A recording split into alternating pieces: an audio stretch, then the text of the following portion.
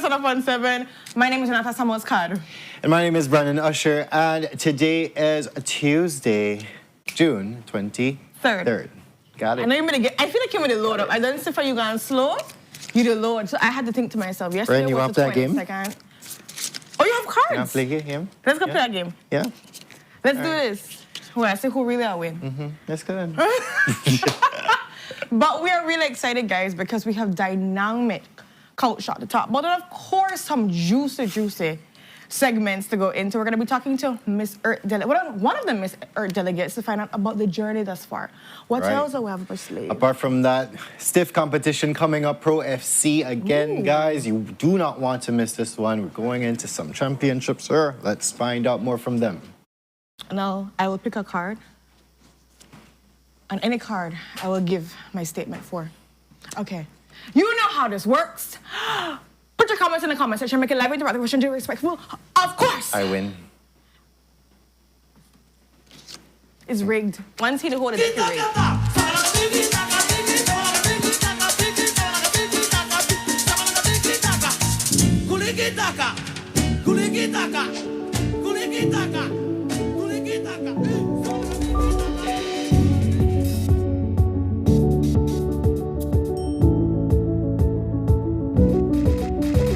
I've come to find that the truth isn't what we were told.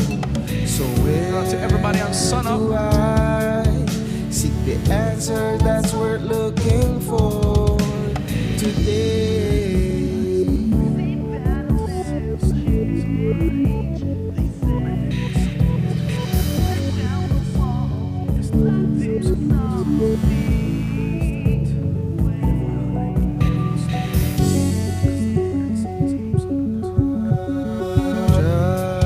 Just in time, And he's here to talk to us the about writing appears on the show that we're on wall. right now.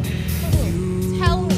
You and I were the first ones to see. And we're going to be talking about the hot shush that has been The happening world over the that weekend. we see So may far. seem that it'll never change. They say, White people. but if you tear down the wall that's blinding us all, you'll see the way today.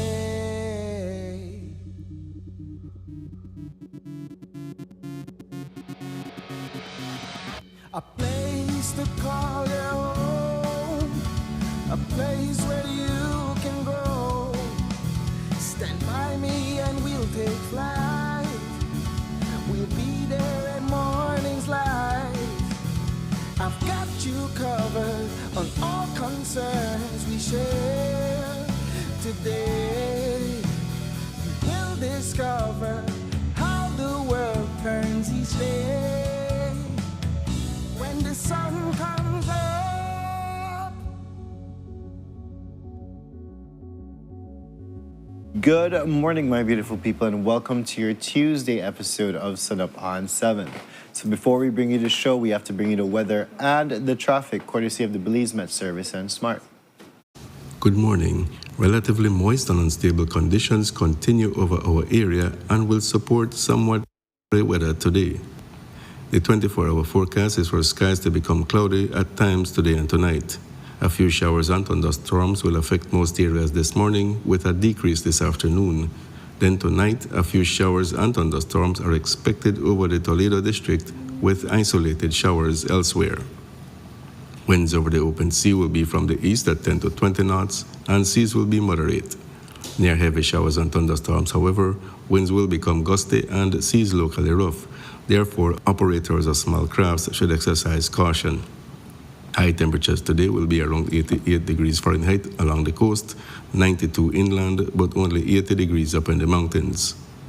The outlook is for partly cloudy skies with generally isolated showers or thunderstorms on Wednesday, with a few more likely over southern districts Wednesday night. There is a low tide at 12:03 this afternoon, and a high follows at 5:59 this evening. Another low is at 11:12 tonight, and another high at 5:30 tomorrow morning. The sun rose at 5:19 this morning and will set at 6:30 this evening. The moon comes up at 1:25 this afternoon and goes down at 1:08 tonight.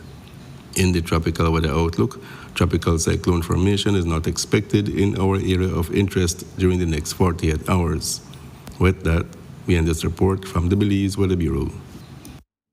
There we Is have the our weather. I enjoyed that shower this morning. Oh, there were showers too last night, random too. Well, maybe never get the bush. Navaka bush. Never get the bush.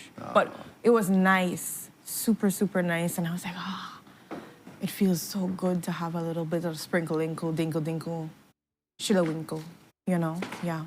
How are you feeling, B? You look very zen, very calm. I am. love this. I had practically a whole week of just calm and, zen and everything like that. Like I feel recharged since last week, Tuesday, after ending the show.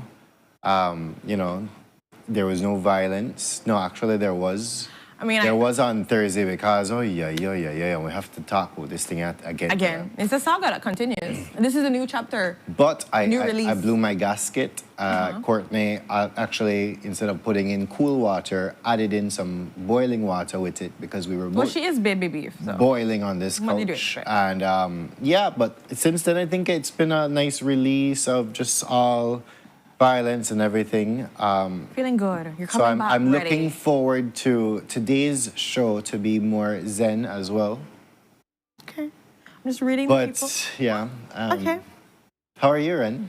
I'm feeling great. I'm feeling slightly refreshed. I wouldn't say fully refreshed. It's been a very busy week from last week up to this week, and this week is still going to be super busy for me. But I'm taking the rest how I can take the rest and going one step at a time, asking God to please sustain me. And we go from there. That's how it does. Shalaboom. Yeah. Yes. Yes. I think Brendan had tried so hard to be just so calm with this.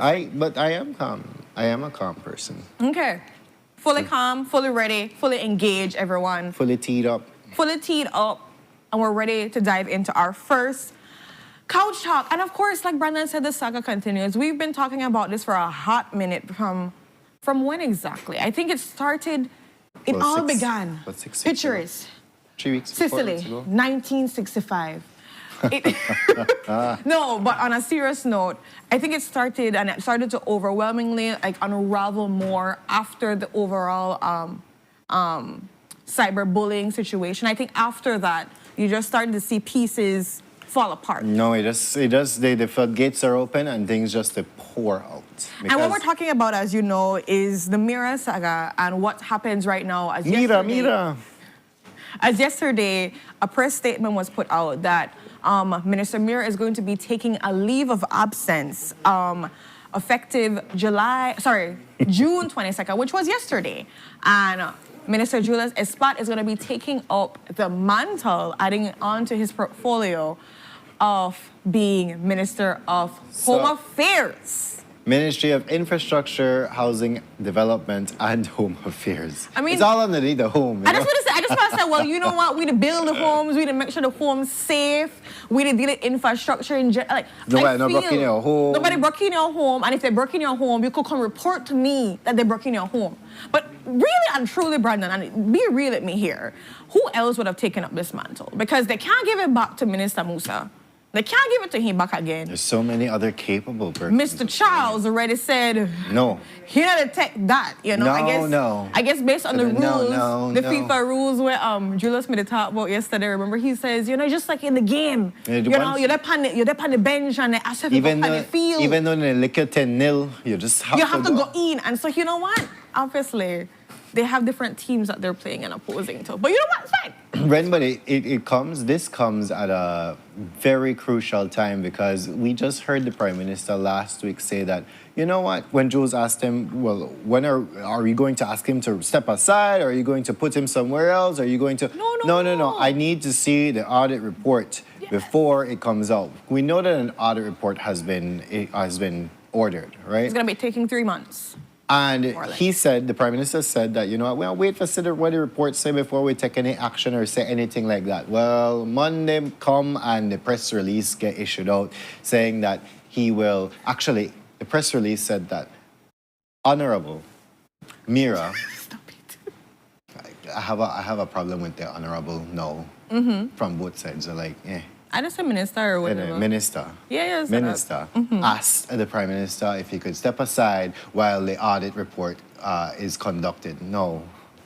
This was not taken. This was not the mandate. This is not the mandate. It was suggested. Yes. I offer myself. I offer myself. Sacrifice. To you. I offer myself to sacrifice. Sacrifice. You know what? Because of the good. Tribute. I offer myself as tribute.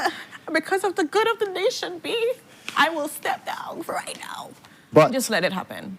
That was what, according to the press release, happened. And so now he is effectively, or has effectively stepped aside to let... Which I will say, I'm happy to see that take place because, again, if we But we had not see the audit report yet, friend. No, but I'm saying, based on last week's comments from the Prime Minister, I don't think that was going to sit well with any Belizean feeling and seeing exactly what's happening. Because I go back and I revert into the optics of when it happened with Campo Rosado and how people wanted, you know, to have answers and everything. In these times when you're seeing screenshots, over 50 screenshots and like about over 600 different transactions taking place, you have to like deal with the belly of the beast and understand the beast needs to sit down and relax for a second, you know, until things can be reviewed. And people will not sit quietly and just have you continue to run a ministry while you're under review because where is the public trust? I feel like the public trust has been... That guy lang there, He gone when the fuel prices make low. So at this point, I think this is the best alternative right now. Crust with what else left? Because they all filling done Ghana, just the crust left. We just have low on crust, low on bread. Flaky too. And I just think, like, for people to ask, like, I saw on the news last night, like, have they been paying taxes? Have they been paying taxes on all of this? Well, it no matter if they pay the taxes because of the same tax money they go into their pocket again. If you look so have they been paying themselves, brother? They're investing over and over in themselves. That's basically what happened. And I'm really looking forward to this audit, I will be honest. There's a lot of audits. I'm looking forward to it, Ren, but as we've heard the Auditor General before, a lot of people have blocked the department from going into the files and checking those papers. So what will happen in this case, all right? Because, and again, on Thursday, you weren't here, on Thursday, I brought up the whole thing about questioning the FO. Who was the FO at that relevant time? We know that the FO get transferred, but I hope that the audit includes that FO and questioning of that FO as well. Because they're not just the ministry, you know, that the FO will do it. And if the FO, they say how he get order from the higher ups, or just to do it by himself, no. Regardless, I like even come out. Regardless which route that go, it's going to be messy. But if the Auditor General can actually access those papers. But I will say that I fully understand what you're coming from, but I think that we're in that period or stage of the government having a lot of people leak more things. I will say that because people are fed up. And so people that do have access are leaking things. So I hear you, but I also would like to believe that we're at this point where even if the Auditor General not get this information, we might get it. Something will come because people are fed up and people will send things out. When it was asked about this, look at 53 screenshots, brother man. Yeah, but you see, the thing is, but Ren, at the helm of all of that, the leaking, that's just political vengeance because the whole thing started off with the cybercrime. And this is that they be braggadocious. The whole catalyst was start up this entire thing and, oh, you want to play bad? Bam, give me the screenshots. Political vengeance. If there no political vengeance, you think we may say any of this? And this is the thing. Like, I get back at you. You see, oh, you want to play dirty? Make I play dirty, yeah. Because the hook could be more dirty. And God knows if there's dirtier, right? We know that there's still a whole trove of screenshots to go through to access, because we done do Jenny Mira, we done do Brian Mira. We don't do Recon Dev yet. And we don't do Stanley Mira. So well, I see what's happening with the Mira family at this point in time. But as of now, Julius Espat is the minister minister of Home Affairs. He's the minister presently until further notice. And so he don't want to shy away from the camera neither. Oh, he quick for him give his 2 cents on the whole thing. Say he never dreamed about this. That's the West Street. I'm sorry. I never pray for this. I never dream for this. Yeah, like, I'm sorry. That made me laugh because I'm like, of course you didn't dream. Nobody wants Home Affairs. That is not a ministry nobody wants because it's not something that's pretty. It's not sexy. There's always some issue. Like later on, we have another coach topic that talks about crime just get a bolder, sergeant versus bolder. a corporal. Like, listen to me. At this point, nobody wants it, but he has it. What I think is also important from his statement about the switch and being able to accept it because he's a team player, etc., is him just also looking at beyond just the finances, the idea of family and what is put in place when it comes to family. The optics of that, I think, is the nepotism. super. Yeah, nepotism, call it as it is. But having family involved in these things, and I know that it dates back that from 2024 to 2026, but I know that bigger transactions took place. Well, from 2020 to 2026. True. But 2024 to 2025, that's my day. That when it spike up. No, to, that 2025 to 2026, sorry. That's when it spiked yeah, up. so I do know that, all of these taken into consideration. I know that Minister Mira has said that things were posted in the newspaper. People... Jules has shown me the newspaper because I have never seen it in a newspaper before either. Beyond that... Maybe one gazette, the unreadable one, but... But I think beyond that is just also looking at the comparison of what was posted for tender, people's offers, because let's go be honest, right? And I'll be fully transparent here.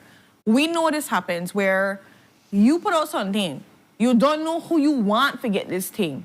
So guess what?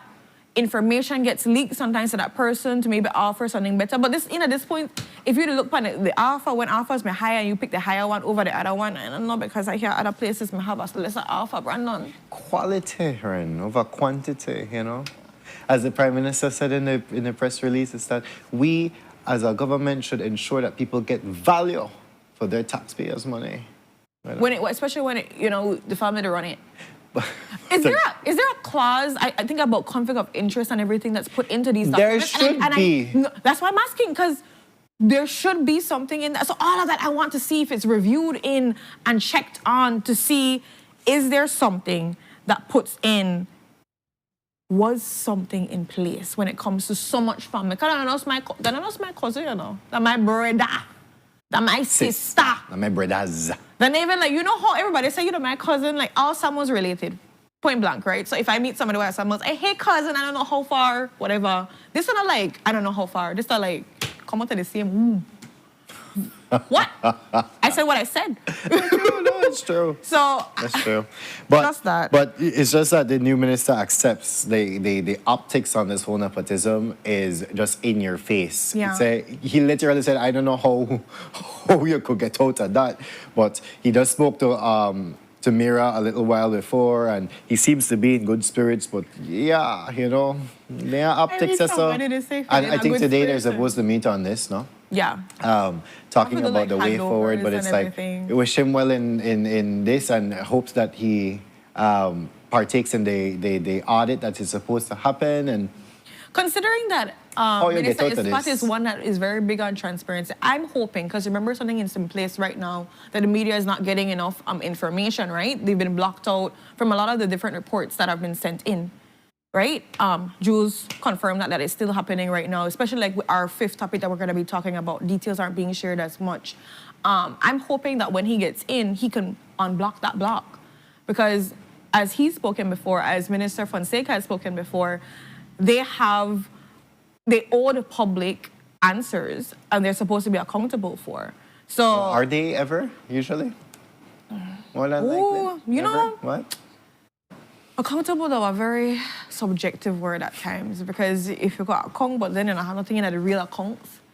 So and it's not that, the thing is, Ren, with accountability itself, it's like, okay, I've heard them say before, well, the Belizean people, they don't read anything or they don't want to educate themselves on whatever. No, but there are certain people out there, there's some people out there who will want to educate. And even if you are accountable and you post these things or you show these things here and the people don't care, guess what? When the people down the line, they say, you know what, well, you never tell me nothing about this. No, look at our press release dated so and so, Ministry of whatever, / whatever.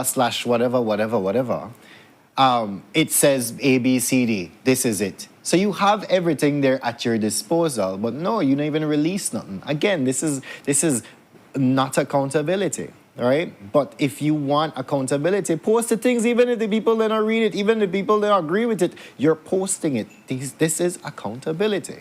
But, That's how it works. But I love how Belizean girl is. I just sit back to wait for the next leak, man. Just one more we need. there's one more we Maybe the need. straw brought the camel back, Check you know? out tonight's news, guys, because we're diving into another aspect of this thing. Well, we don't know the Recondev board get rearranged or ordered for be reappointed. And now we know that the minister has officially stepped aside and allowed for Minister Julius Hispat to come in.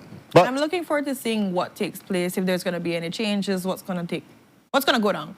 I give everybody the benefit of the doubt, like, listen to me. Once I switch up some ministers, CEO, whatever, I get it the benefit of the doubt.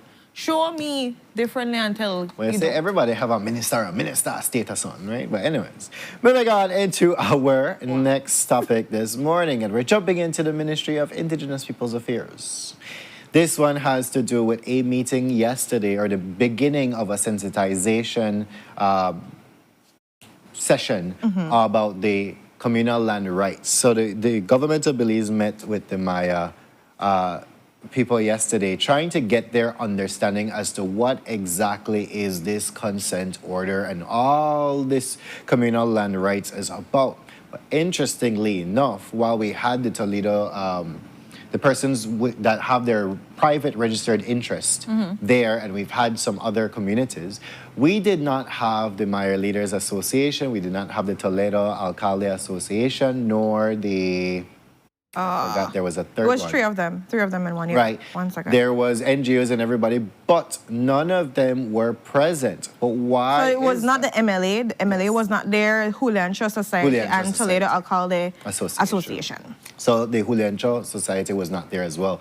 But when asked yesterday, like, what was the whole purpose of this meeting is, yes, to try to see where or what interpretation do these groups have as to what this consent order is saying. They invited all the communities from down there to come out, but they did not show up. So when they were asked, or what happened next is that a letter was issued out from the MLA, the TAA, and the Julian Society saying that, look, this thing here, they got at the CCJ right now for interpretation. Not they ask we for no interpretation. It's going to the CCJ right now for their interpretation as to this entire thing here. So they also made it when that come out, we will be well informed to actually give a perspective. But for now, we're going to jump the gun, man. We're going to jump the gun. Instead, wait until all of this is settled, and then you're going to start on a public campaign educating everybody, not just the Toledo district, but everybody as to what exactly is contained in this consent order. I think this is an interesting case because, like you mentioned before, they were the only one that wasn't present in the overall situation. There were everybody that came and shared their perspective. So out of the 5 different panelists, there was only one panelist that represented these 3 areas that was not there.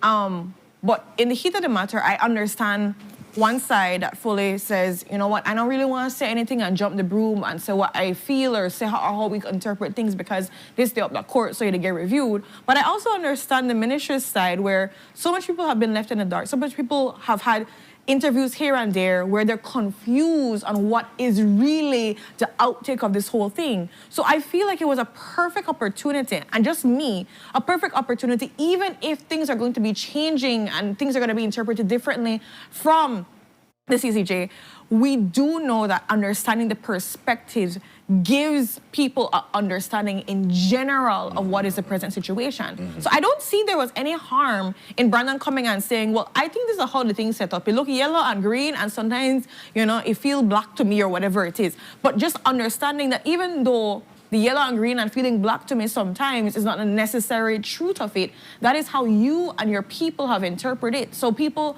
and the government can come from a better perspective and say, oh, okay, this is how you see things. People out there that have been always asking questions can say, oh, this is how we see things too. So when the CCJ ruling comes and it's settled, the dust has cleared, we can come from a better understanding. So I feel like it was a missed opportunity, just to me, to not be represented and share how you guys have been, how it has affected you. How do you want it to look to as well? Because considering it's at the court, where do you want it to look like? And how does that even feed into what you guys want to do? What are your plans for it? Et cetera, et cetera. Right. One thing that did come out from it, though, was that there were three groups that voiced their opinions on this whole thing, saying that the draft legislation that is currently circulating around is not a proper, it's not proper. It doesn't address their concerns. I know in the case of the private landowners, they were asking about compensation. If their land is supposed to be taken away,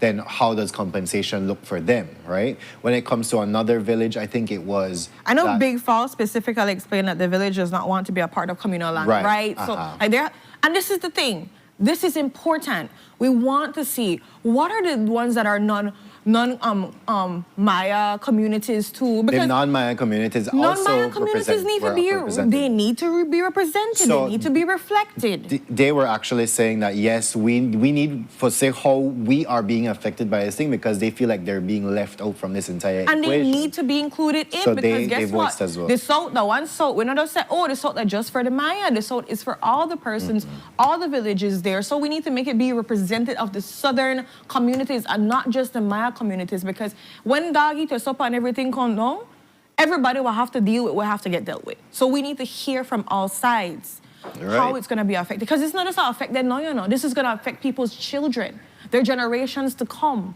So they all need to be a part of the conversation, which I think, again, it's great to have the ministry try to put together this kind of forum. I would have wanted more participation, and I'm hoping that, there's more conversations like this. I believe I was speaking to Director Rakena, and he said how that is their push to try to put these countrywide and try to bring it out. But we need to have people understand, and I'm hoping that the MLA, the Julian Shaw, and TAA, they take up the invitation, because it's not saying that you're wrong, it's just saying, what are you feeling? How do you see and interpret it? It's not who right or who wrong, this is just understanding perspective. This is a part of consultation. Yes, there we go. Fully. But not a consultation that happened, not a consultation, but a trying to meet all the minds, trying to meet the minds. Let's find in the middle. Put together. Let's get a little CARICOM in it. But yes, Mexico wants CARICOM access, and this comes in the form of Tren Maya. Right. So yesterday, delegates from the federal government of Mexico as well as the government of Belize met in order to try to find, not yesterday, but this weekend, they tried to find some sort of memorandum of understanding in trying to see how they can build stronger relations between especially Chetumal and Quintana Roo and Belize. And this comes in the form of, one, industrial relations between the both of them, where we could have cross-border industries, as well as Tren Maya allowing access for both citizens of both countries to easily traverse through each country, right? But one of the things that came up was that, all right, well, we want a part of the exports. We want a part of the imports from CARICOM, right? So Mexico is trying to use Belize as a little platform to enter into the CARICOM realm. How does this look for Belize, though? Economist, I want to hear you. I will say that, we don't have the numbers and everything for that. When it comes to getting a piece of the pie, it has to be cleared out properly, because investment is always important in a country, but how that investment looks, do we have the manpower? Because they're looking at this specific idea of agribusiness, agro-processing, manufacturing. I will say manufacturing is something I really want Belize to get into more. 100%, if we start doing more manufacturing, our export to import, the deficits that are happening between that is going to be changed dramatically. But again, it's about how do you align the numbers? Also, how do you align the investment? Is it in just infrastructure? Is it in people? Because you can have persons invest in a country, but is it a thing where we're opening up markets here that more Mexicans are taking up those jobs? Is it something that we're training Belizeans to be able to do? So I'm just saying, like, it's not clear cut. This obviously is just a conversation. Yeah. But with these kind of conversations, these are the kind of questions you want to I ask. think this And is like, round 1 of 4. yeah, round 1 of 4. So how would that be looking like for them? How would it be transforming? Because they're talking about energy, logistics, secondary transformation, industries. But all of this is just nice and fluffy and pretty in words and press statements. They're always pretty in that sense. But the nitty-gritty of it is, how is that going to be done? Where are the different locations that these things could be happening? If that is the case, with the Tren Maya, how is Mexico operating with the Tren Maya? Exactly what are their profits towards that? How can that feed into Belize? And if they're doing CARICOM... How will that run? And Belize, and you look at Belize too, and I mean, people in tourism can be able to tell you this true, that even though Belize is in CARICOM, there are still barriers that we're trying to be able to get overcome. So yes, I understand wanting to get part of the pie, but how would that part of the pie look in that sense for Belize that is struggling still with access, struggling with even have direct flights, you know, the CARICOM, baby. So I'm just saying, it's nice, it's a good idea. It has to be fleshed out a lot more. There has to be a better directive of how this is going to look. Tren Maya is just one aspect of it. You're seeing all these different industries, but what specific in these industries?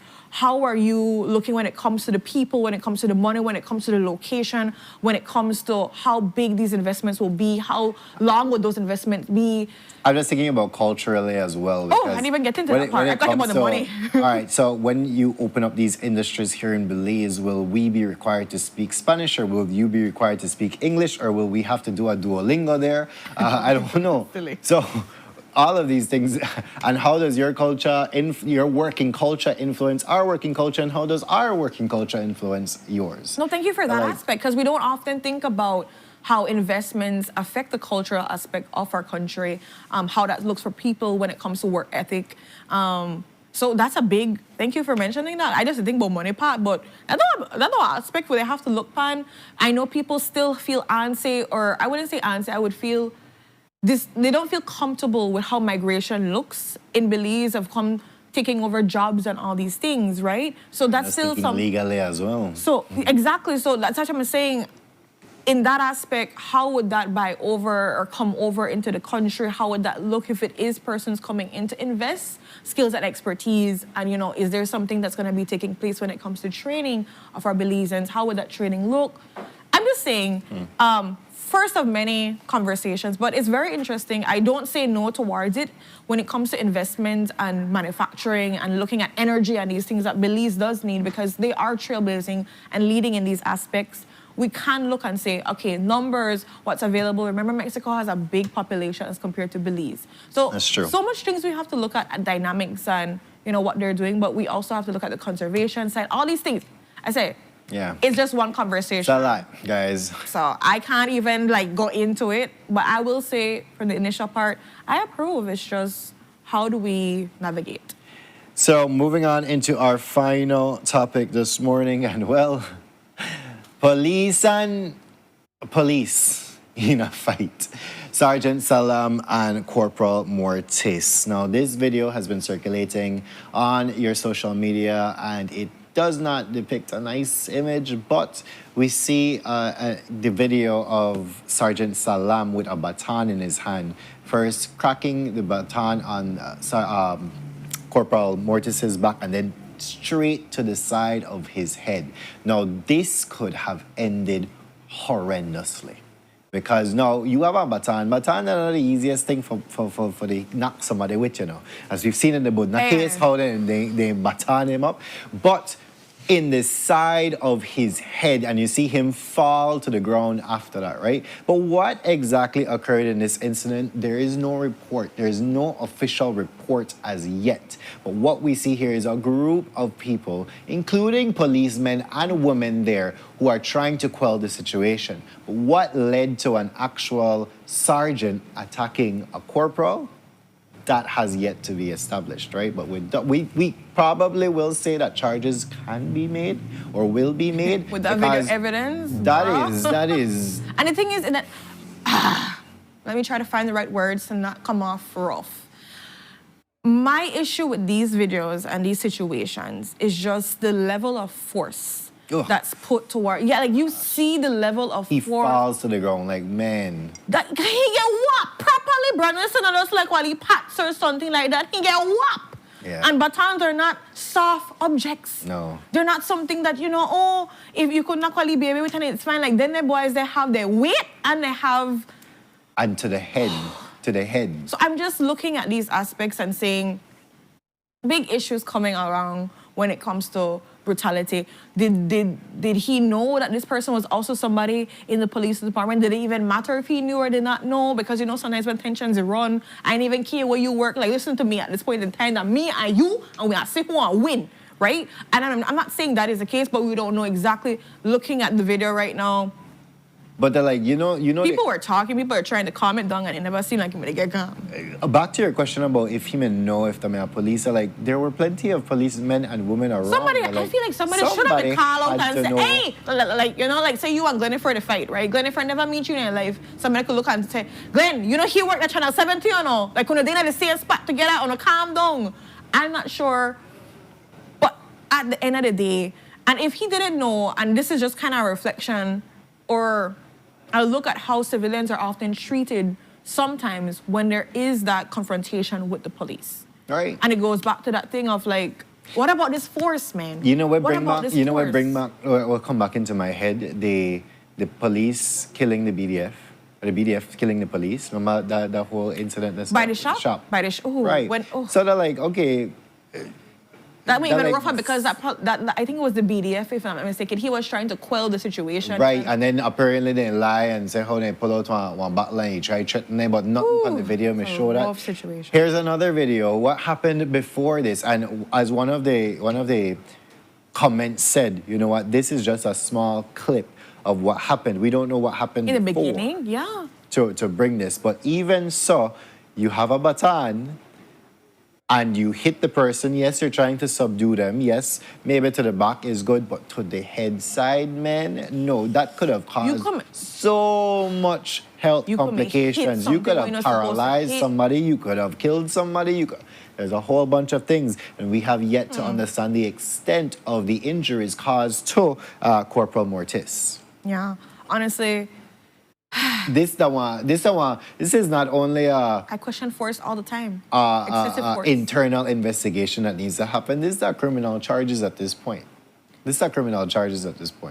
So we're going to look forward to see, because again, we have been, unfortunately, kind of pushed out from official reports of like where things are, if it's an investigation. What happened? No, that's right though. Oh, yeah. So that will happen. So that's why I was saying that I'm hoping that when Minister Isbak come on, he take that thing off or something along that line, because transparency needs to happen, accountability needs to be happening.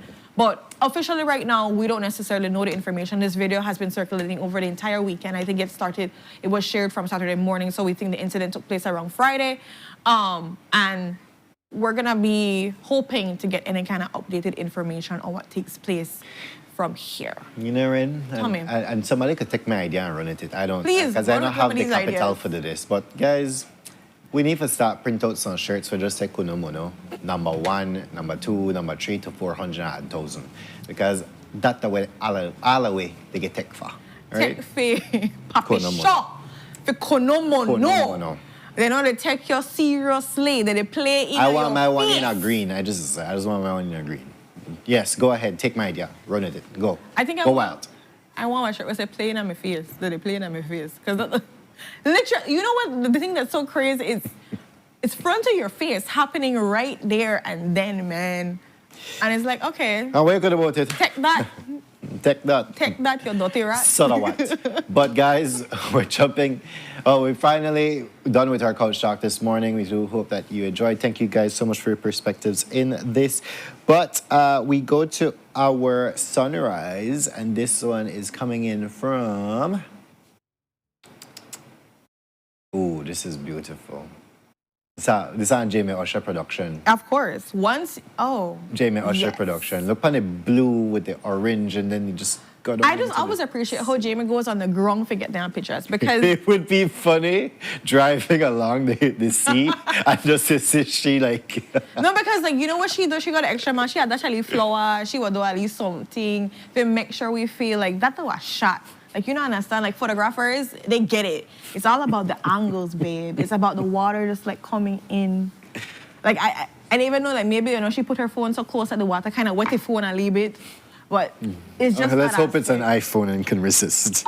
Brandon choosing the violence. I see. no, that's not violence, but Yeah, anyway. Mr. One said she want one thing in green too. Yes, and I spell it out for you. Kunumunu. Guys, and Francis they cussed me out one time, and I just realized we're not gonna have a headphones in. But yes, guys, we go to a quick commercial break, and when we are back, we're gonna be jumping into today's conversations. Stay tuned; they're very important. We'll be right back. Pop, pop, pop.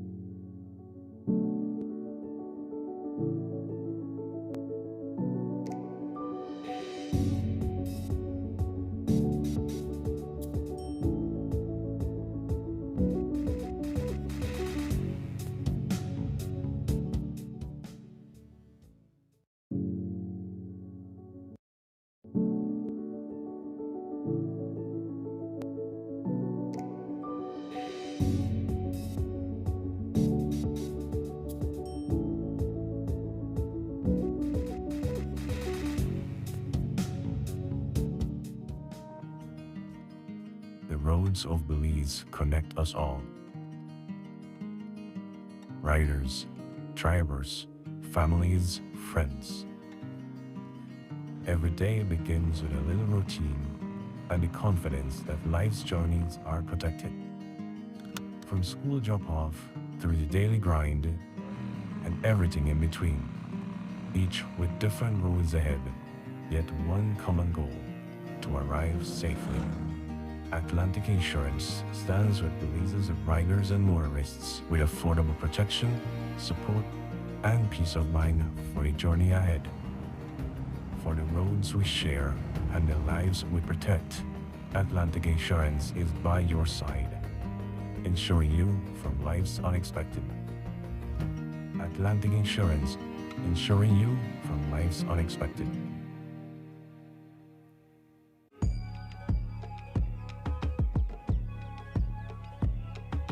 Escape to the reigning spa of the year.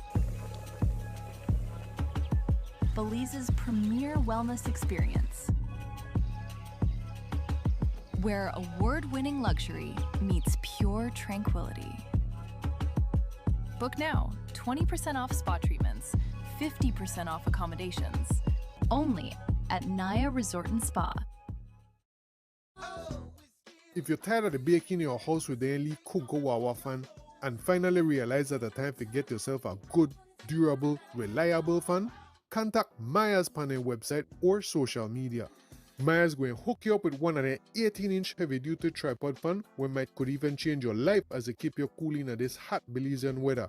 Yes man, because their 18-inch heavy-duty tripod fan from Maya's not just could blow your lip back way, they might could blow away your mind if you say blow away the toxic konomono out of your life and the bad vibes out of your house. Order your 18-inch heavy-duty tripod fan from Maya's website or on their social media, and Maya's going to ship out your fan anywhere countrywide ASAP. Not believe me? Visit mayaselectronics.bz right now to order your fan today.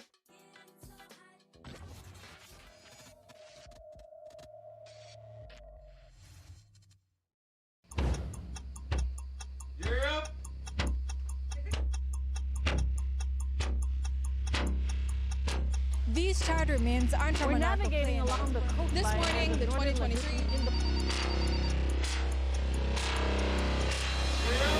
Good evening. Good evening. I'm Sherry Kelso, and here's What's ahead for you on 7 News tonight?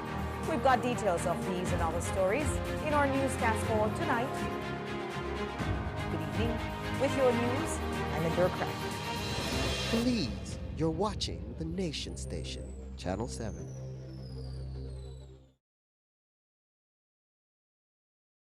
Wake up to positivity and inspiration. It's a fresh and diverse twist on your mornings. Tune in to Sunup on 7 every weekday morning at 6:30 a.m. right here on your Nation Station, Channel 7. It's the morning show you don't want to miss.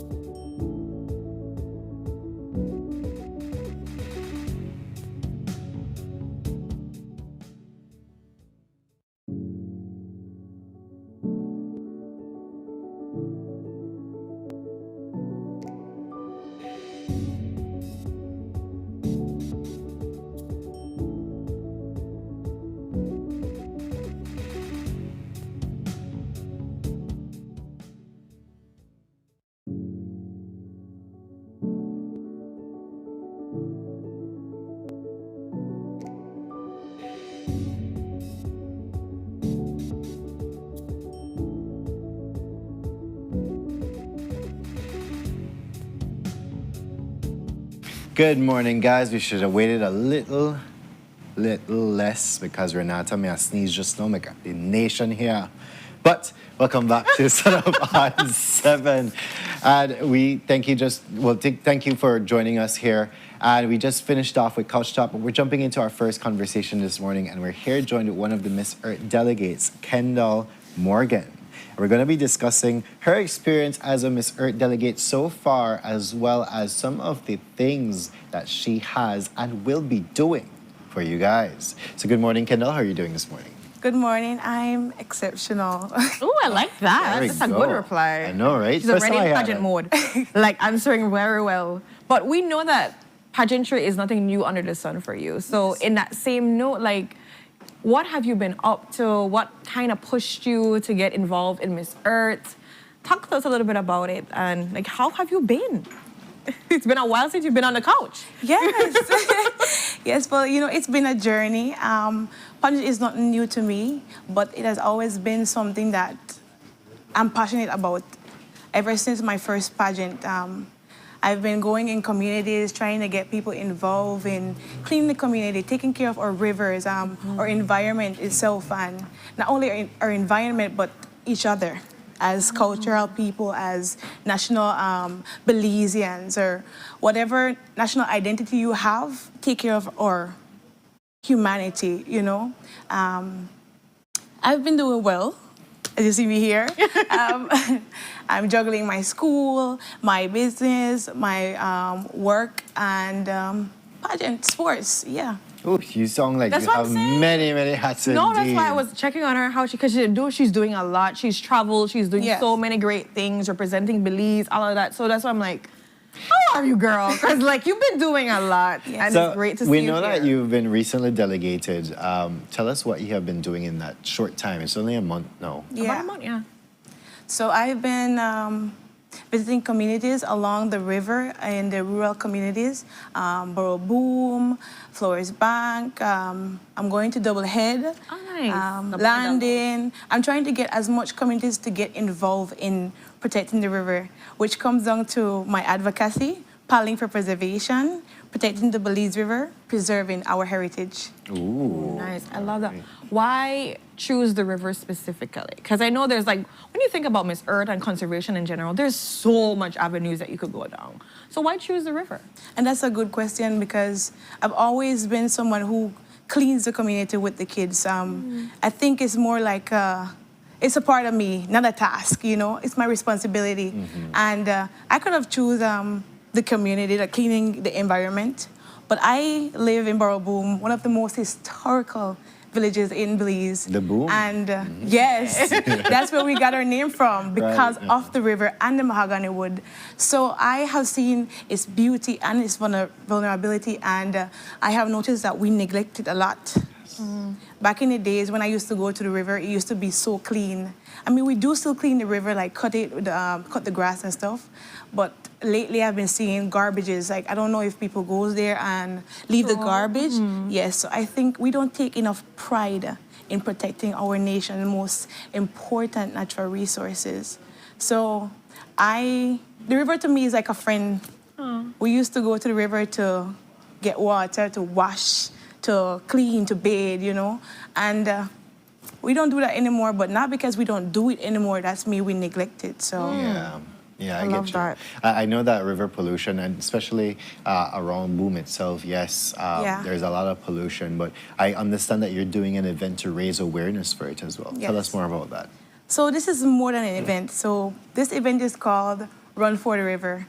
The letter D and the number 4. Okay. The number 4 because it connects the communities. Even though it's just a number 4, the number 4 doesn't mean just 4 communities. It means every community. Ah, gotcha. I see the play on words there. Yes. Yes, so it is more than an event. It's actually a movement to save the river. So every paddle stroke represents our commitment to protecting our nation's most important treasure, you know. We're not actually going to be running on land. We're actually paddling through the river. Okay. Yes, to raise awareness, to, you know, inspire action, and to remind people that the river is very important and it's worth saving. I love Definitely. So this paddle now, where does it begin? Where does it end? How can you sign up? Okay, so my number is 601-4542. You guys can text me on Instagram, Kendall Harley _, or on Facebook, Kendall Harley. That's how you sign up. It's actually free. It's a free event. We'll have breakfast. We'll have fruits and hydration. It starts at the Segura's residence, the original place where we used to paddle from, or where the canoe races used to stop, to Paradise River Landing, where we now end. It's from 5:30 to 8 a.m. in the morning, this Sunday, the 28th of June, 2026. We'll have trophies and medals for both first and second place, juniors and senior category. So you can be fully male, fully female, or mixed. So it's just 2 categories, juniors and seniors. Okay, I love that. But the thing that gets to me is that we're not going downstream, we're going upstream. Yes. That's why, like, even more, the paddle means something, right? Because you're fighting. Yes, it's a strength. Yes, a challenge, but you know we're going to get it done. And that's the most important thing. It's not about the medals, it's not about the trophy and the award, but why we are there. And I like the aspect of bringing more activities to the river, to raise the awareness and one to protect it, to preserve it. You know, you could always do the run, you could always do the walk, but not every time. We just wait until La Ruta Maya to see a paddle race, or just before the canoe racing. No. Here is another opportunity, guys, to be a part of the river, to be friends with the river. Exactly. Right. So this movement, it sends a message across that the river is more than just a body of water. It is connection. It is our community. It is a source of life, and it is an opportunity. So I think having these communities to come together, or individuals itself, you know, it's gonna make this thing grand, and that's what I want to do. It's not about just an advocacy. It's about the river, you know, about our environment and how we should take pride in protecting the river.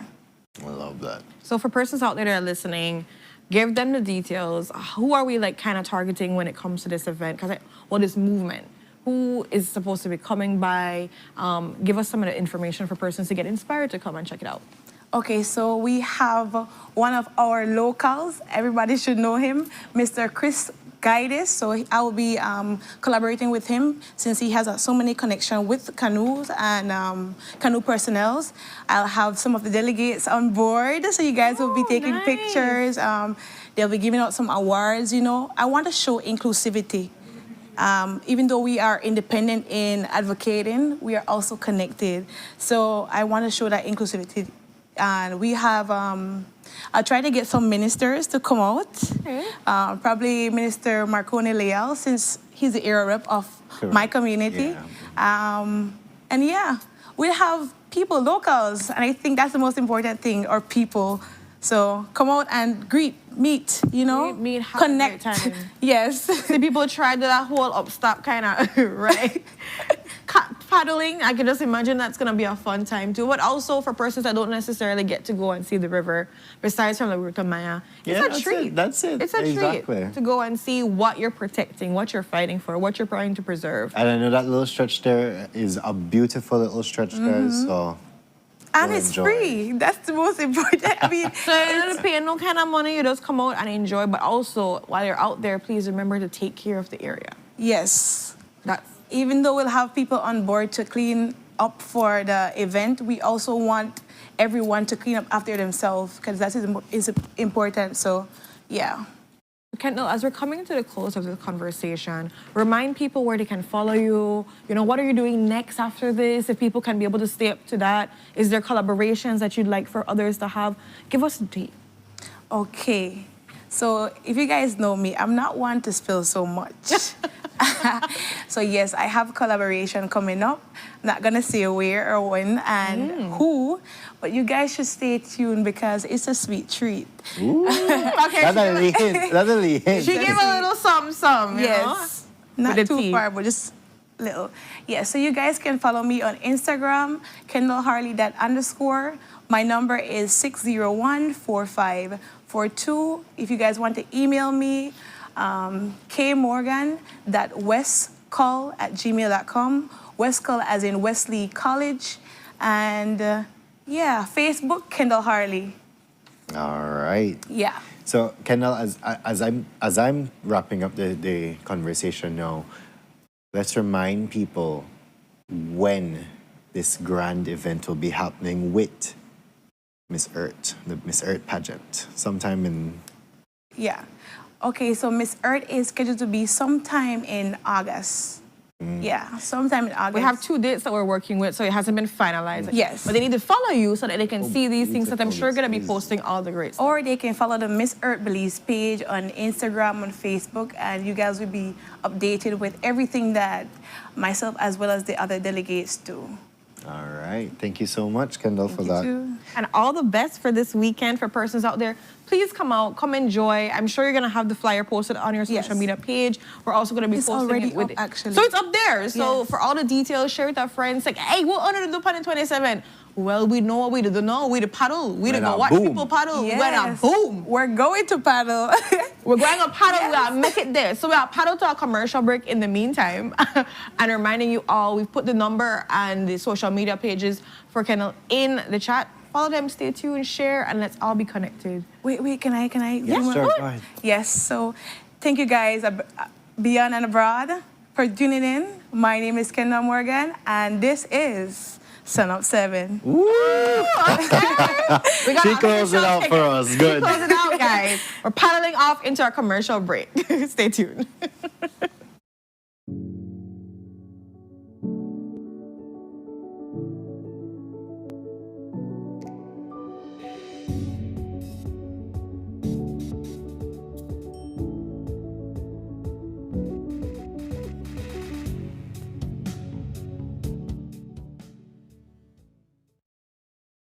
Wake up to positivity and inspiration. It's a fresh and diverse twist on your mornings. Tune in to Sunup on 7 every weekday morning at 6:30 a.m. right here on your nation station, Channel 7. It's the morning show you don't want to miss.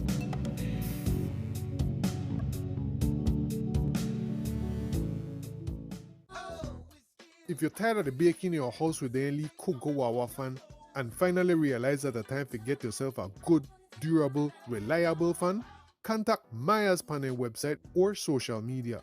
Maya's going to hook you up with one of their 18-inch heavy-duty tripod fan where might could even change your life as they keep you cool in this hot Belizean weather.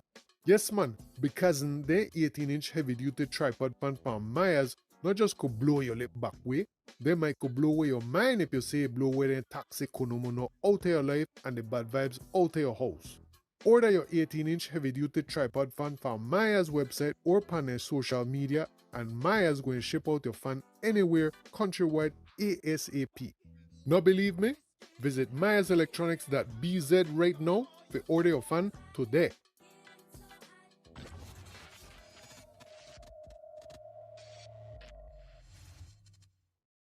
Welcome to the V Department Store. We are conveniently located on Coney Drive in Belize City. That's right on Coney Drive in Belize City. At the V Department Store, we offer a wide variety of groceries, cosmetics, kitchen appliances, kitchenware, electronics, and more. We've also recently expanded to the second floor to better meet your household and office furniture needs. We now have a wide variety of furniture, home decor, and accessories. We have a shared vision for a comfortable and customer-friendly shopping experience. Visit us today and be warmly greeted by our reasonable prices and cordial staff. The V Department Store. Experience the ultimate shopping destination.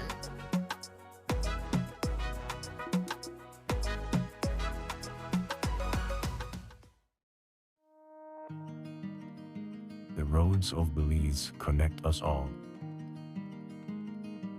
Riders, drivers, families, friends.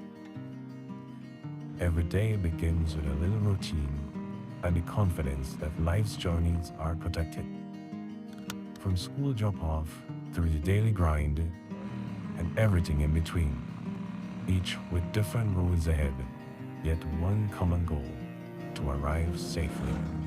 Atlantic Insurance stands with Belize's riders and motorists with affordable protection, support, and peace of mind for the journey ahead.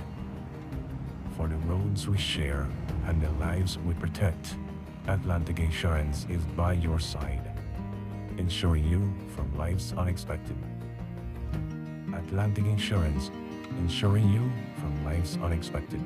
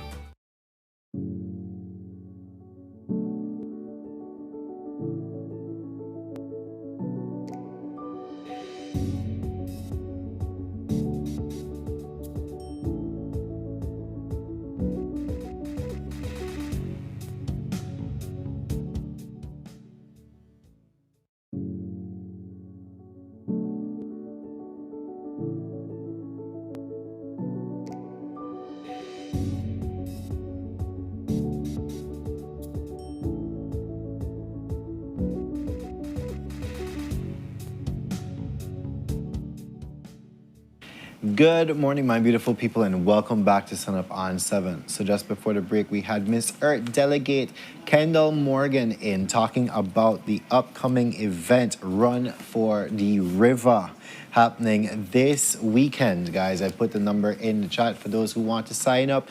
It's a canoe event. It's not a race per se. Well, it is a race, but you still get amazing prizes, and better yet, you could get to experience the Belize River in all its glory and protect her. But we're jumping into our second conversation. We're going to be talking from the river to the seas, and we are going to be talking about the Day of the Seafarer. And with us on the couch this morning from Imarbe, we have Miss Charlotte Stewart, who's a Technical Associate Officer, as well as Mr. Elias Gonzalez, the Seafarer Supervisor. So good morning to both of you. Good morning. How are you doing this morning? We're doing great. How are you guys? We're awesome. We're excited to have We're this exceptional. Oh, you're right. We're exceptional. Exceptional. That's like going to be that. our word for the day. We just got that from Kendall. Kendall, and so we're using that now. Right. Okay. So we're jumping into this very important conversation as well, the Day of the Seafarer. For those who might not know They've what been the Day living of the under a rock in the sea. Specifically. Well, I don't even think that I need to see. But I want to first begin the conversation by a day for the seafarers. What is exactly a seafarer? Okay. A seafarer is a person, male or female, working on board a vessel. Okay. Yes. A lot of people, unfortunately, don't know about it, but we're here to spread the word and spread the news that seafarers are needed all around the world. If you take into consideration all appliances, things that you have in your house, in your offices, it's internationally shipped. Those are not shipped alone. They are actually operational officers that works behind the scenes. We call them seafarers. So we're here to spread the word that seafarers are very much important. They are here to not just to do the normal shipping work, but it's a normal job that they have, whereas they have to work several hours and get rest. They need leave. They have salary and everything. So seafarers are men working on board the ship or female working on board the ship. And I'm just thinking, apart from shipping goods, there's those ships that go for fishing and things like that as well, bringing in products. From the sea. Yes. Okay. So it all ties in together. It all ties in. And I like that you said, Ms. Charlotte, about how, there are different occupations. So it's not just like you're on the sea and you're just like manning the ship. There's so much different things that persons can do so much more on the ship. Yes. So it's kind of like that idea of opening your mind to this because it's not necessarily something you're even thinking about in that way. Yes. So I want to dive into, again, just the idea of the importance of this and for persons that are listening, because I want to get young people curious in that sense or get them a little bit more, thinking of, can this be something that I get myself into? Can you talk to us a little bit about maybe the importance or like why do we need seafarers or why should young people think about this topic in that sense? Well, like Ms. Charlotte explained, 90% of world trade is based on shipping. Yes. Wow. So without seafarers, there'd be no shipping. No shipping. Right? So in Belize, it's very small as a country because we do not have per se a maritime training center institution that does the training. We're hoping in the near future that we can get one established, even if it's through the IT vet, so that once students are finished with high school, they can go straight into this training because it's going to be more like a technical training. It's not something that they can teach you out of the books. So it's more like technical training because it has to do a lot with machinery, especially the engine section of the vessel has a lot to do with machinery, the deck, the bridge where the master and the officers are. They deal with radar equipments to monitor the entire area of where the vessel is traversing. So we're hoping that our young Belizean, but they are institutions. We have institutions in Jamaica, Trinidad and Tobago has a good one. Yes. UTT. Honduras do have. Oh. Yes. Mexico, but Mexico is more a closed area. They more deal with their nationals more than international. Okay. But we're hoping, and for the past 2 years, we have been having like expo shows to try to get and invite students, like high school students and sixth form students. We just did a expo we had, I think, in April. And then we invited back those students to went on board a vessel with us. So that they get a first-hand, yes, so that they got a first-hand view of exactly what it's all about to be a seafarer. That's so perfect. It's true. So that is what we are promoting. We're trying to catch the young people. To try to get Catch them them right involved. before they get the majors. Yeah. So like, Yeah. you know, like second farm or so. And even if they don't want, even if they don't want to go on vessel tour, they can always join our institution. That's their options. There are options. So There they are always can options. be the administration side or the technical side. And like you were saying, Michelle, this is an international thing. So it's not just in international. Belize, it's Yes. like worldwide. And we so- need to haul our youths out of their seats, out of that comfort zone. And nothing wrong with being a doctor, a lawyer, a teacher, a cook. But seafarers is also a worldwide experience for all, I must say. 90%, that's 90%, amazing. yes. Yeah, what? This is one way you could say you're never out of a job. I'm just throwing that out there because like if you really look at that number of 90%, Much needed. there is Much no needed. way Thank you're you. out of a. You know, people do worry about AI and all kind of thing. 100%, there's not gonna be. AI can't run that. No. Yeah, Right, so you're that's something I'm hoping that it piques their curiosity for teachers out there. You know, I'm thinking about open days and these stuff. Like, I'm hoping that they have more communication with you guys to bring somebody out because talking about this helps people to open their mind. I'm sure a lot of people don't even know or really understand or think about, you know, working on the vessel, what it really means to be a seafarer. So this is a great conversation for them. Oh, thank you. And I also want to intrigue and say that Imarbe has been established since 1991. A lot of our Belizeans don't know about Imarbe. Oh, so we're the same age. Yeah. Since 1991, we've been in operation. And ever since, we have been going strong as ever, and we're still doing that. So welcome the youths. So, Ms. Charlotte, I want to ask then, as you speak about the implementation of Imarbe into our country, for those who might not know, what exactly is Imarbe and how does it tie into the whole seafarer profession? Okay, Imarbe is an acronym, International Merchant Marine Registry of Belize. Okay. So it's a registration, or it's a company that registers vessel that needs the operation of seafarers to do the whole traverse of registering that ship or that company to operate.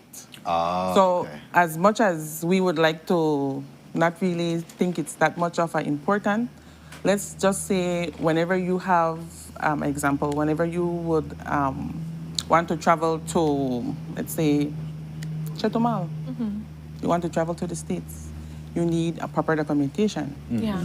right? You need to, or the States, I would say, you need to use that US visa. So same way with the international ships, they fly the Belize flag and they sail it internationally, okay? Interesting. Yes. It's interesting because I remember being in Barbados and swimming out to one of the catamarans and I said, Belize flag, and I'm like, oh my gosh, I'm touching home. But does that have to go through Imarbe? Well, it's up to the ship owners because I must say Imarbe is, or marine registry, maritime registry in general, is very worldwide. Okay. It's huge. Okay. Back to your question, if it has a Belize flag, then it had to went through the registration process under Belize to fly that flag. Yes. Oh, there we go then. Yeah. Yes, Yeah. because my big flag me there and I swim up far to And this you boat. wanted to know how it's... Yeah. So Belize flag registration basically means that they've registered to like represent Belize. How does that work? Well, they have to have proper documentations.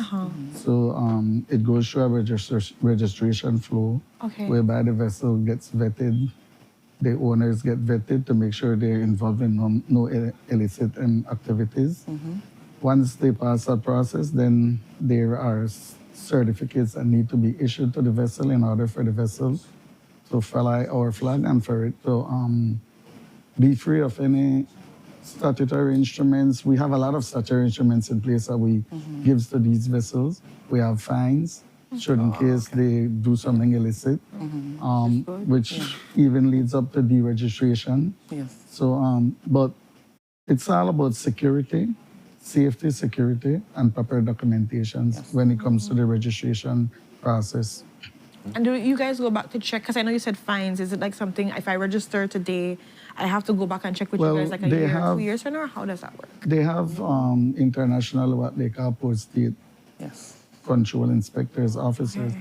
So each country, Belize has its set of post-state officers. So whenever a vessel docks here, it's the post-state, but these persons fall under the Belize Port Authority. Same internationally, they have the post-state officers that board the vessel. What we have are flag state inspectors. So our flag state inspector would board a vessel if we believe that the vessel need to be in compliant and we feel like it's not in compliant, we send an officer on board to make a check before it reaches the port. Right? Okay. So Interesting. then they go, the inspector is similar, he does similar what the port state inspector would do, check everything that needs to be checked. If there's any deficiency found, he will report it to us. We will contact the operating managers that it get fixed before it goes to port. Yes. It's like, I'm equating it to like the immigration of ships, And it's right? interesting because I'm thinking about jobs and things that people could be able to do when they're getting interested in this. So beyond all the information, which is I think is amazing because our viewers are saying, wow, I'm learning a lot, it's very interesting. Yes. What are we doing to celebrate Seafarers Day or the Day of Seafarers? How are we celebrating that? Is it something where people can be able to stay tuned with what's happening? Seafarers celebration is always on the 25th of June, which is organized by the International Maritime Organization. And each country has their day, how they celebrate it.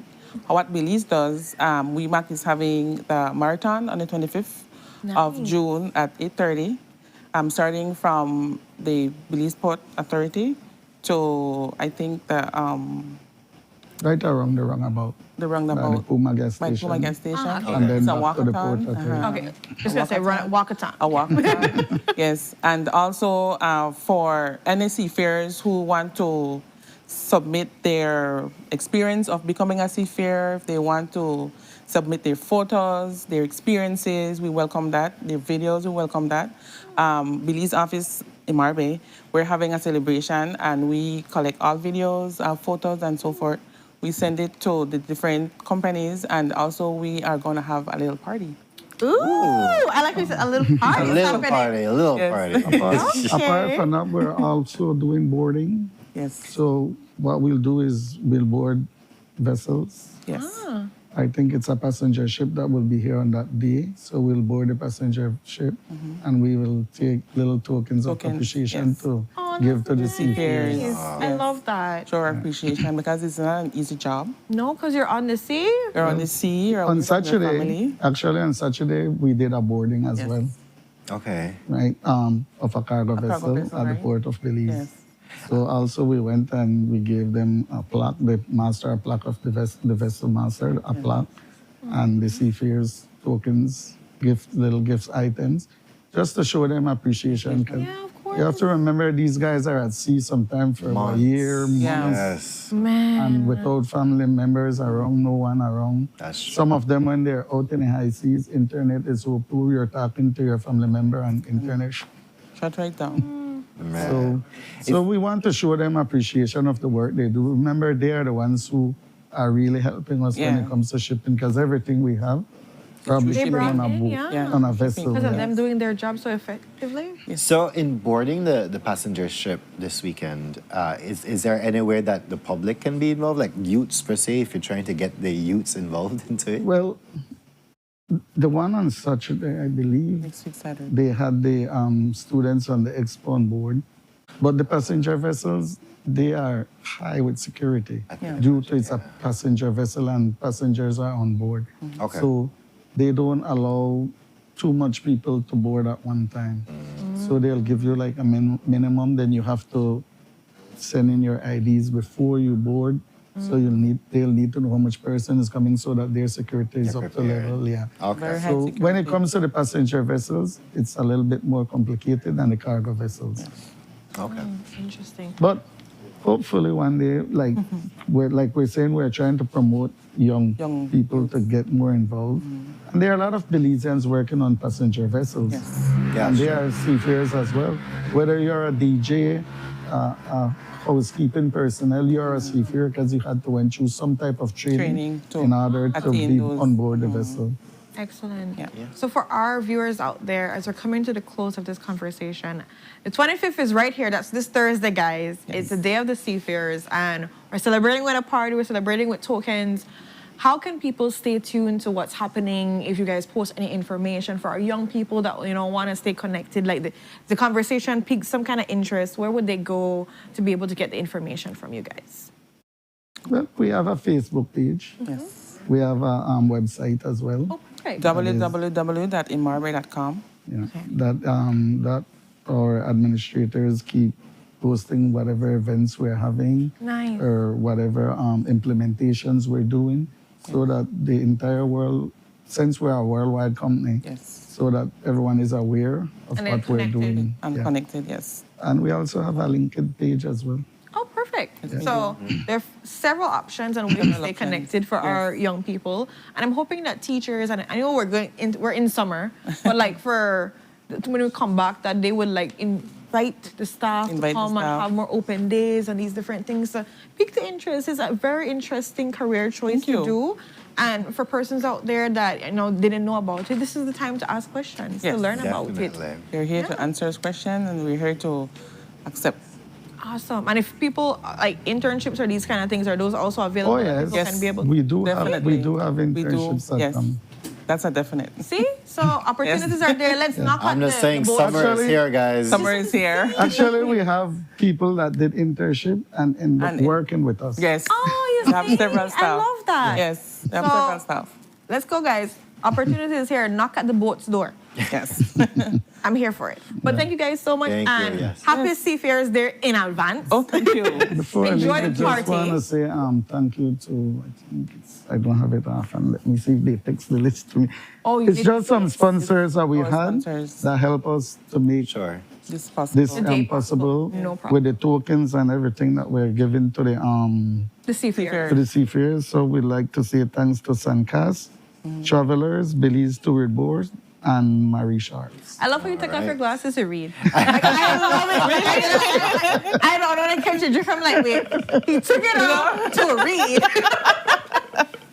I don't know how the eye set up. Right. But thank you guys so much. And thank you to the sponsors and everybody Yes, that makes it possible. And for all the seafarers, before the day, happy Seafarers Day. Thank you for the incredible work you're doing to make sure that we have all the goods and services and everything that we need in this country. 90%. Yeah. Yes. Let that number echo in your mind as you think about job stability and what you can do in the future.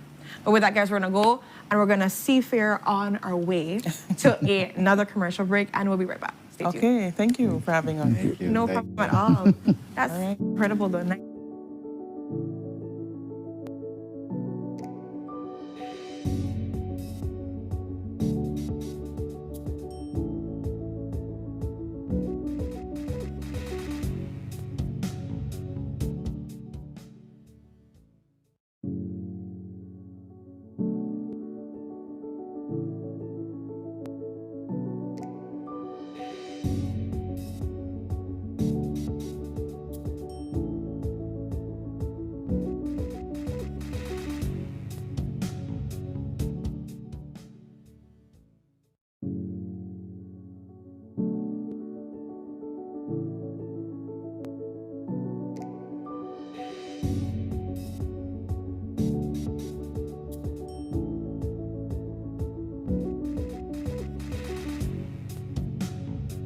Wake up to positivity and inspiration. It's a fresh and diverse twist on your mornings.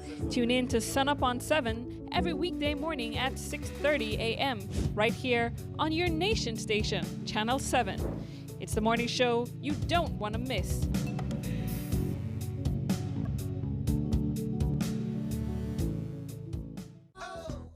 If you're tired of the baking in your house with the only cook go wawa fan, and finally realize that the time to get yourself a good, durable, reliable fan, contact Maya's Panel website or social media. Maya's going to hook you up with one of their 18-inch heavy-duty tripod fan where might could even change your life as they keep you cool in this hot Belizean weather. Yes man, because their 18-inch heavy-duty tripod fan from Maya's not just could blow your lip back way, they might could blow away your mind if you say blow away the toxic konomono out of your life and the bad vibes out of your house.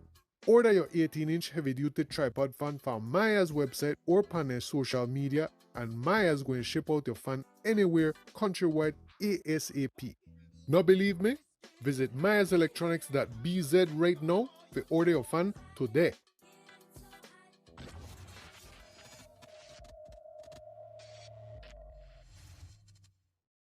Welcome to the V Department Store. We are conveniently located on Coney Drive in Belize City. That's right on Coney Drive in Belize City. At the V Department Store, we offer a wide variety of groceries, cosmetics, kitchen appliances, kitchenware, electronics, and more. We've also recently expanded to the second floor to better meet your household and office furniture needs. We now have a wide variety of furniture, home decor, and accessories.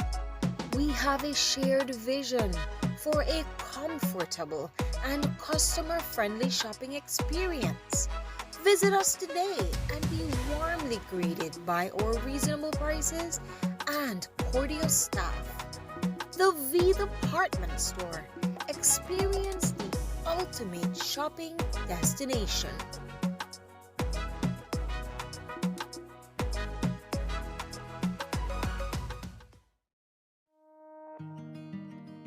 The roads of Belize connect us all. Riders, drivers, families, friends. Every day begins with a little routine and the confidence that life's journeys are protected. From school drop-off through the daily grind and everything in between, each with different roads ahead, yet one common goal: to arrive safely. Atlantic Insurance stands with Belize's riders and motorists with affordable protection, support, and peace of mind for the journey ahead. For the roads we share and the lives we protect, Atlantic Insurance is by your side, ensuring you from life's unexpected. Atlantic Insurance, ensuring you from life's unexpected.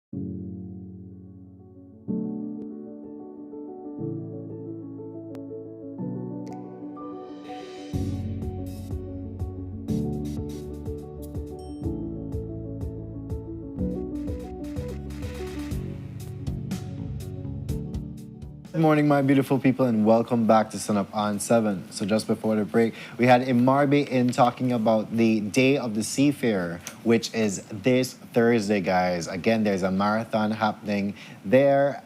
Go on their website, go on their social media platforms where you can see what they're doing, as well as how you can try to enter into an elusive, an exclusive Seafarer internship. But we're jumping into our third conversation this morning, and we're going to be talking Pro FC. And We're going to be specifically talking about an upcoming fight happening this Saturday at the Orange Walk Multipurpose Complex. With us on the couch to discuss this morning, we have Silvino Riverol, who is the CEO of Pro FC, as well as Dominic Bayano, who is a lightweight contender. So let's hear more from them. Good morning, guys. Good morning. How are we doing this morning? Pretty good. Energy is at 12 over 10. Ooh. So pretty good. 12 over 10. No 10 over 60. 12 over 10. You know, the Panju's level. Yeah. But, so, yeah, go ahead.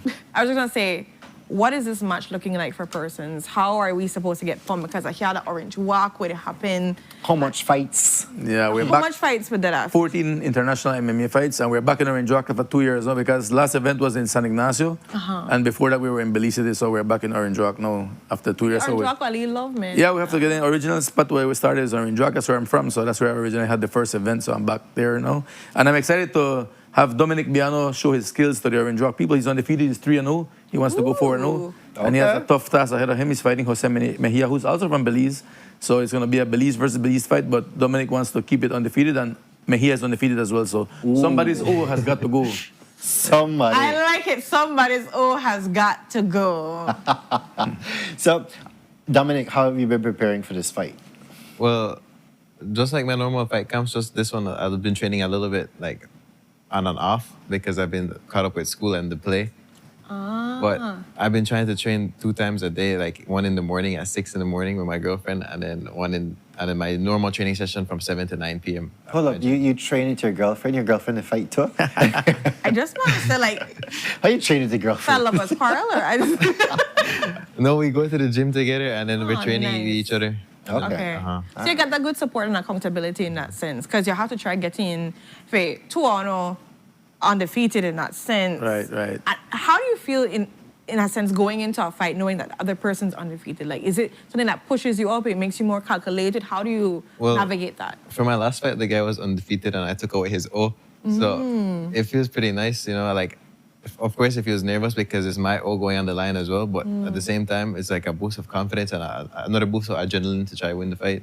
And you've seen how he plays before, or is this like a new... Yeah, I've seen him. He's knocked out the last guy. He knocked out the last guy. You see how he fights. Yeah, his play is definitely not play. Yeah, he fights. Yeah, you see, okay, so you don't know. You have a strategy. No, but the next guy knocked out his last His last opponent. His last opponent. He was knocked out. Yeah.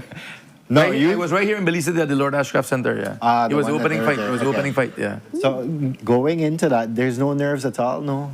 Okay. No. Got it. They train hard so you don't get nervous for the fight. That's why you push hard through training. No?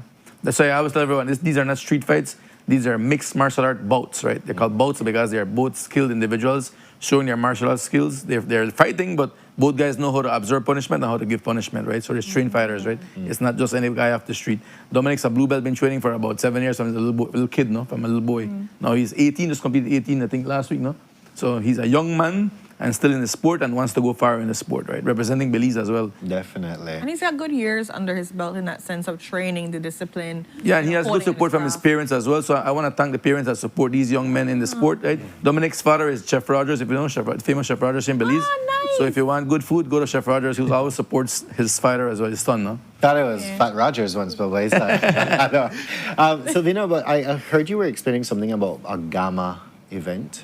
Well, a couple of months ago, we had a GAMA, which is the Global Association of Mixed Martial Arts, the shirt I'm wearing, because I'm the president of GAMA in Belize. Okay. And we had the first ever selection of a Belizean team to represent Belize in MMA under the GAMA ban. And we are going to Colombia, which is in the end of September, no? So we selected a team, and guys competed. Dominic actually fought and won. Okay, there we go. Colombia. Yeah, so all the guys competed, the different divisions. We have 2 per division, and they're going to represent Belize. So our official Belize MMA team is going to Colombia, to Bogota, Colombia. Yeah. Okay, love that. Nice. Bogota is nice. So we haven't been there, so I'm gonna be back to talk about that though, because we gotta get support from Belize for that, because the Belize team. Yeah, but for this event Saturday, it's gonna be the Pro FC 22, which is Paris versus Tovar. The main event is GLM Paris from Orange Walk, who's undefeated, professional fighter, right, against Gabriel Tovar from Mexico City, who's a fighter from Lux League in Mexico, who is the big league in Mexico. He's one of the guys that stands out there. So he's coming to try to give GLM his first loss. Jalen says, no way that's happening. He wants to remain undefeated. And he's, or we only have 2 professional athletes on MMA in Belize, Jalen Perez and Mac Vasquez, and both guys are going to be fighting Saturday night, right? Wow. So Well, it's a treat. Jalen can't lose. Orange Rock himself. Yeah, that's right. And you have this fight Orange Rock. No. The Belizean prodigy, that's what we call him, the Belizean prodigy, Jalen Perez, yeah. And Jalen's another young man too. He's 19. He's been fighting since he's 14, undefeated. You know, for the past 5 years he's been fighting. You know, so he went as an amateur 11-1. He had 1 loss as an amateur, but he finished with the three wins back to back, winning the 3 belts. No, 3 division belts. He won the 135 belt, 145 belt, and then in Honduras he won the 125 UCC belt. So he is a 3 division champion. Now as a professional, he's undefeated as well. He wants to go to the UFC very soon. So he's looking forward to show his skills this Saturday night to the Orange Rock local fans. No. 7:30 p.m. at the Orange Rock Multi-Purpose Complex. Tickets are only $50, available at Shell One Stop. We also have VIP tickets that you can purchase at the door. And there's Jalen right there, as you can see on the screen, showing his skills. And it's going to be a night of 14 international MMA fights. And we expect from the beginning to the end, it's going to be very exciting, no? As you can see. We also have the international female fight between Nicole Rios and Michelle Cortez from Mexico City. Nicole is from Panama City. She's very popular down there, a very exciting fighter. She's coming to display her skills here at Orange Rock. And the females, they put it on. They give you a good show as well, no? And I also want to highlight Anthony Perez from Houston, Texas. Anthony is from Houston, born and raised, a Texan guy. But when he comes to Belize, he says he's Belizean more than American because he likes the loves he gets here. He puts his Belize flag and the U.S. flag together. He sticks them together, quacks out with the flag. And his shirts also have the Belize and the U.S. flag. So Anthony is from the U.S., but he says he's Belizean, right? That's where his heart is. Yeah. That's him right there. Okay. That's Anthony Perez. He's very exciting as well. He has knocked out all his opponents as well. And he's 3-0 as well as an undefeated fighter, right? And he's only 16 years old. Just completed 16 years old. Wow. Okay, all right. And he looks big and stuff, but he's only 15. He was 15 when he was his last fight. So he's 16 now. And that's Frank Vasquez right there doing his damage. Yeah, so you can see all the guys right there doing their stuff. And it's exciting, like what I said, it's an event that only Pro FC does. You know, we have all the lights, the trust, speakers, food, drinks. It's an exciting night, a family night as well, so you can bring your family, your kids. It's a very nice atmosphere. It's exciting. You're going to love it. And I know I invite everyone to come out and support the event. All right, man. 14 fights. Beginning when again? Sorry? 7:30 p.m. sharp at the Orange Rock Multipurpose Complex, yeah. And it's MMA action, and I invite everyone to come out. There's nothing like MMA. I'm just watching the videos, and everybody, like... Red is in shock. They're like, you just look intense. I can imagine the whole moment of everything is taking place, like, you know? That's the difference between MMA and other sports. You know, when you go to MMA, like usually you go to games or like even boxing, people show up until like the second half for the NBA or basketball, and then for boxing they show up until the main event only. But for MMA, from the first fight, the crowd's already in there and it's packed and it's exciting. Because every single fight is good. It's different. Yeah, a fight is short too. The fights are like a minute. Some of them are 2 minutes. Some of them are like 10 seconds. So if you miss it, you just miss it. Yeah, you might go to the bathroom and you come back and the fight done. You know, so it's as a wise person once said, if you're not see it, you basically miss out on half your life. Right. I've said that before.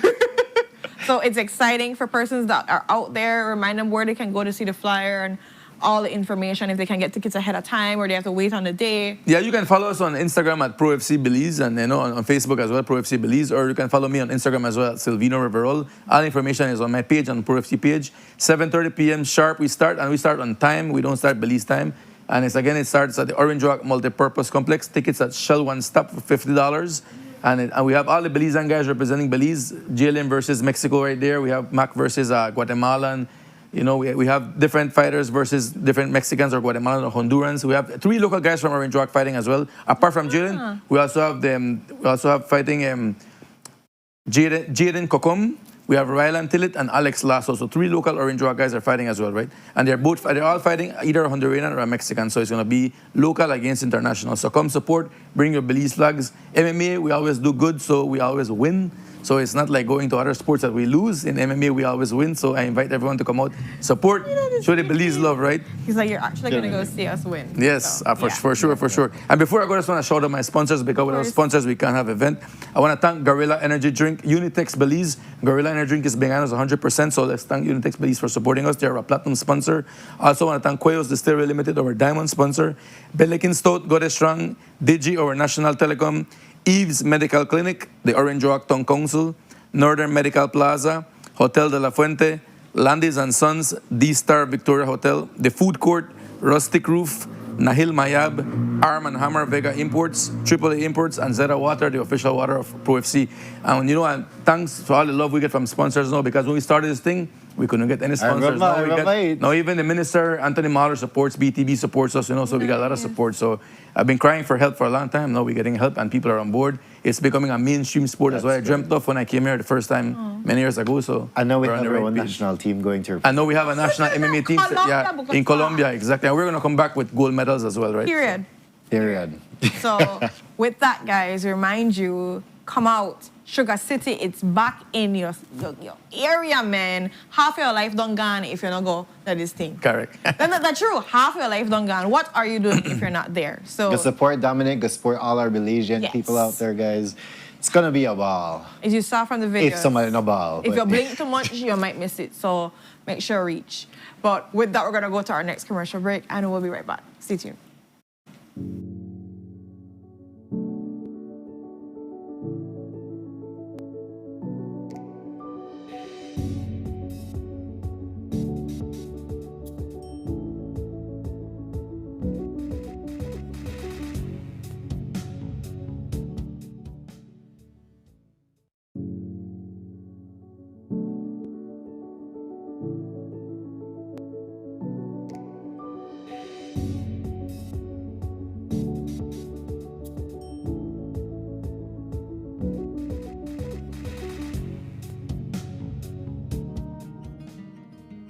Roads of Belize connect us all.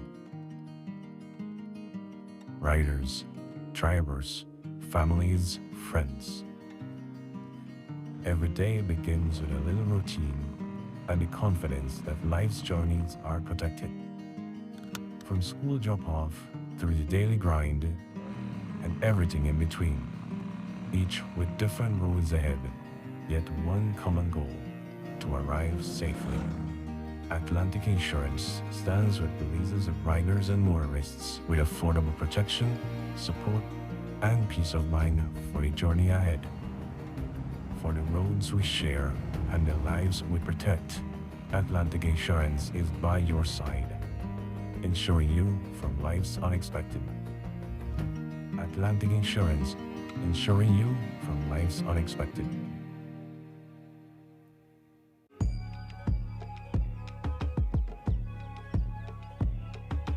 Escape to the reigning spa of the year.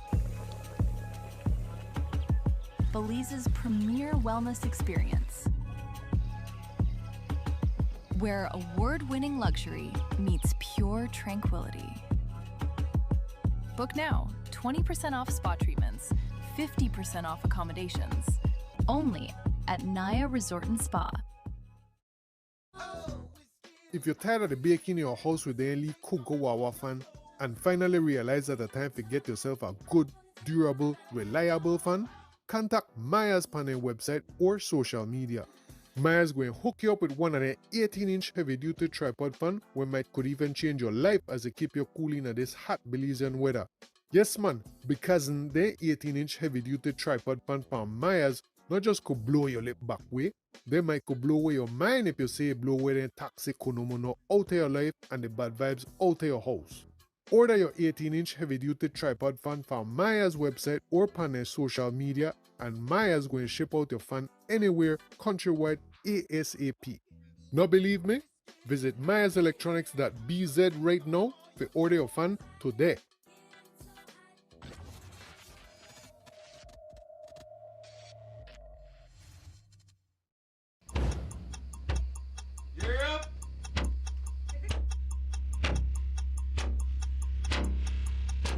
These charter mints aren't from We're an navigating along the coastline. This morning, the 2023 Good evening. Good evening. I'm Cherie Halsell, and here's what's ahead for you on 7 News Tonight. We've got details of these and other stories in our newscast for tonight. Good evening.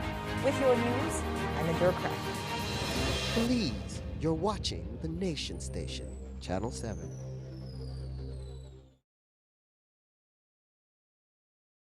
Wake up to positivity and inspiration. It's a fresh and diverse twist on your mornings. Tune in to Sunup on 7 every weekday morning at 6:30 a.m. right here on your nation station, Channel 7. It's the morning show you don't want to miss.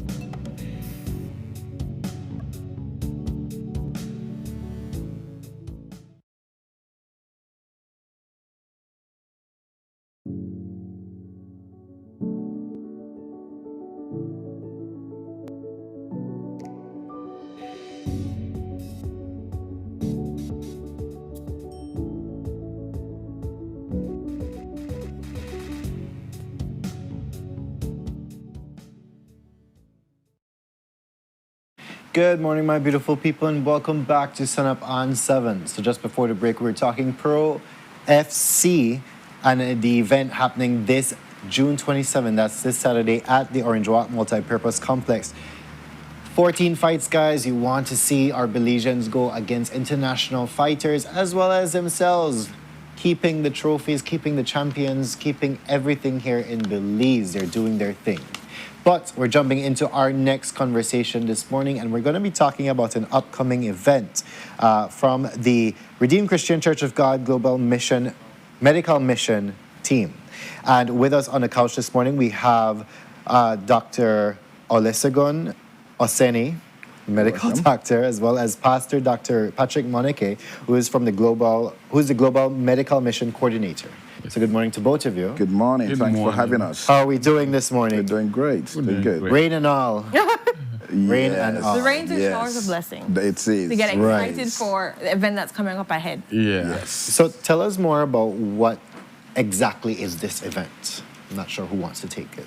I'll let Master go first. Okay, this event is about providing free medical outreach to anyone that's in need, anyone. So that's what it's about. We are a faith-based organization from Redeemed Christian Church of God, House on the Rock, all the way from Grand Prairie, Texas. Okay, so we're coming from Texas, USA, and it's an annual event for us. Okay. And as God will have it, God decided that it will be Belize this I was year. trying to wonder, like, where the Belize mission came to be was like, we decided Belize this year. Yes. So our mission is to go globally around the world looking for cities that have limited healthcare resources. Last year we were in Sabina, Mexico, and this year we're in Belize, and hopefully next year we're planning to go to Nigeria just to provide medical services, screening, education, and also provide evangelism, reaching people's souls. Because it's one thing for the body, but the soul also needs that spiritual. You have to hit 100%. Absolutely. Now, when we're talking about medical services, like what areas or what does that involve? Good question. So it's medical screening. So we're going to be screening people for diabetes, hypertension, hearing impairment, eye impairment, childhood diseases that are usually unrecognized. And we want to be able to educate them about these conditions and also provide, medications that they don't necessarily have access to. And also, we're going to be giving out a lot of blood pressure measuring, machines and diabetic, glucose monitoring. And just to empower them, knowledge is power. 100%. There are a lot of people, dying prematurely because of chronic conditions like diabetes and hypertension. And if one can reach those people before the disease progress, it makes a huge impact. Definitely. So, all right. So we have this event happening. When is it going to be held? Where? What time?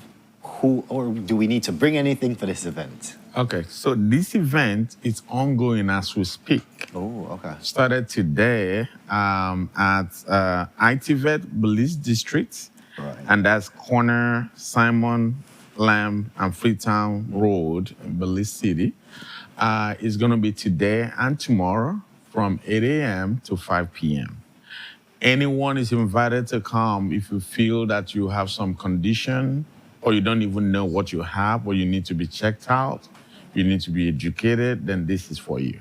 All right. Is there any cost to any of this? Or? There's no cost, absolutely free. In addition to providing medical testing and counseling and education, we also have welfare packages. We have food to give out, clothing, shoes, and toys for kids to give out. I love it. So it's very holistic in that sense. Yes, For persons out there, for specifically the medical purposes, do they have to bring like an ID, anything of their past medical history for you to see? Would that help with anything when it comes to, speaking with the doctors or so forth? It will help. I mean, basically, we would like to be able to have their name, written out properly.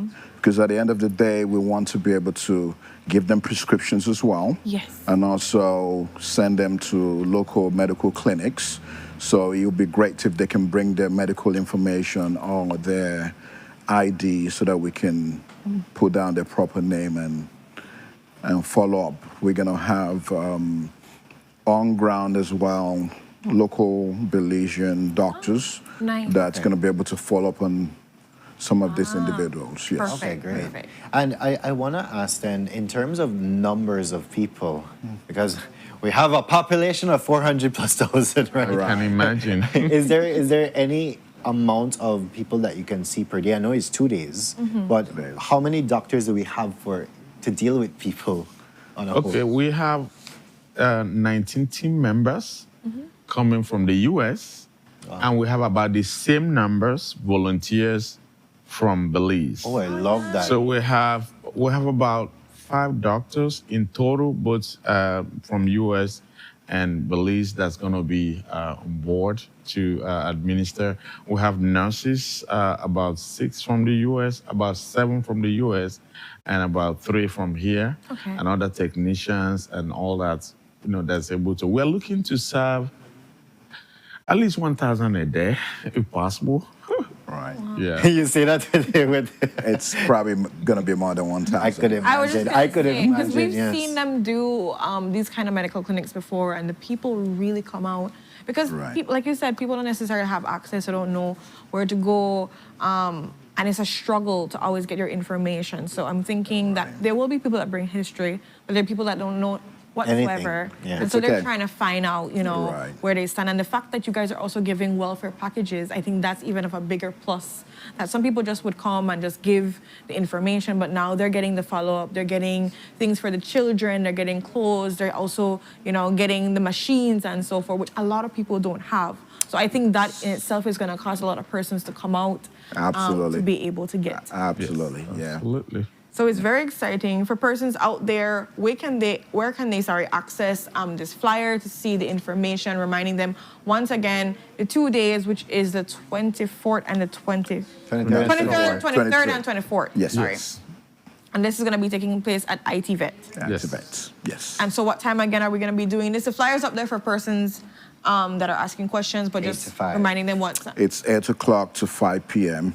Both days. Both days. Both days, yes. All ages come along. All ages. Everyone is welcome. Everyone is welcome. Yeah. Come and let's have the things happening. Free healthcare screening, and also there's going to be welfare and also evangelism. So there are going to be counselors reaching out to every one of them and praying with them as well. Amazing. And for those persons who might be interested in joining the organization or learning more about the organization, how can they go about doing that?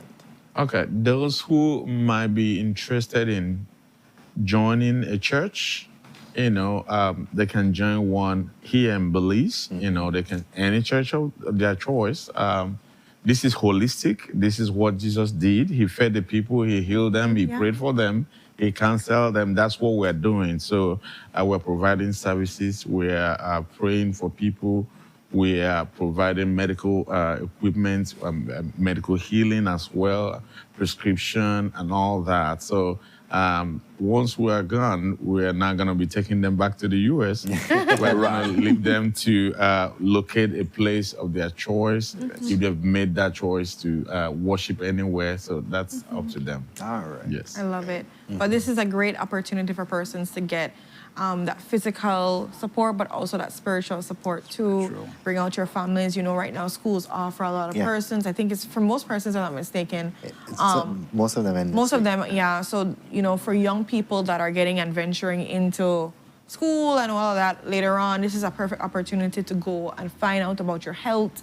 You know, bring out your grandparents, bring out people that you know would need this service and need the support, and to be able to access it, because you guys are going to be there from 8 to 5 p.m.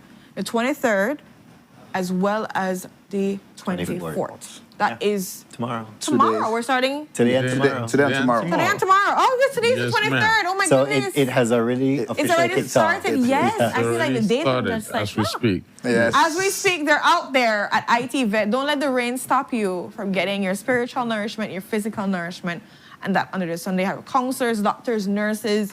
They have packages, everything for you guys. So share it with persons. If you can't make it today, please make it tomorrow. They're prepared to serve 1,000 people, and Jesus will make it even more if necessary. Yes. At the least. At least.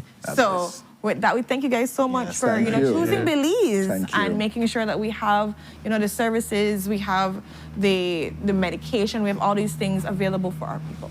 Thank you. Right. Thank you very much. Guys, and with that, we've come to the ending of this segment as well as the show. We just want to thank our guests for coming in. We had the beautiful Miss Earth delegate Kendall Morgan in talking about her Run for the River event happening this weekend at Borough Boom. Please go and visit her. We've put the number in the chat. We've put her social media handles as well. So that you could be a part of that. We also had a Marbe in talking about the Day of the Seafarer happening this Thursday, as well as a boarding of a passenger ship happening next week Saturday, if I'm not mistaken, where they give out tokens. If you know a seafarer, be appreciative of them, guys. They make up 90% of our shipping industry and our markets, guys. So. And we had Pro FC in talking about the upcoming event happening this Saturday at the Orange Walk Multipurpose Complex. Go give our Belizean men and women out there a beautiful support so that you can see them in action, guys. And then finally, we have this amazing mission here talking about the medical assistance, the spiritual assistance, everything assistance, guys, a holistic approach to you happening at an IT Vet this morning and, today and tomorrow, again, from 8 a.m. to 5 p.m. Go and visit them, guys. It's free. $3 and free cents. Right? We love that. So with that, I usually say, if you don't do anything today, make it make sense. Go get comfortable with being uncomfortable, guys. That's how change happens. We send you guys off. I will not be on tomorrow. I'll be on Thursday again at Brandon for us to have a great time. Send you off. Bye, guys. Music?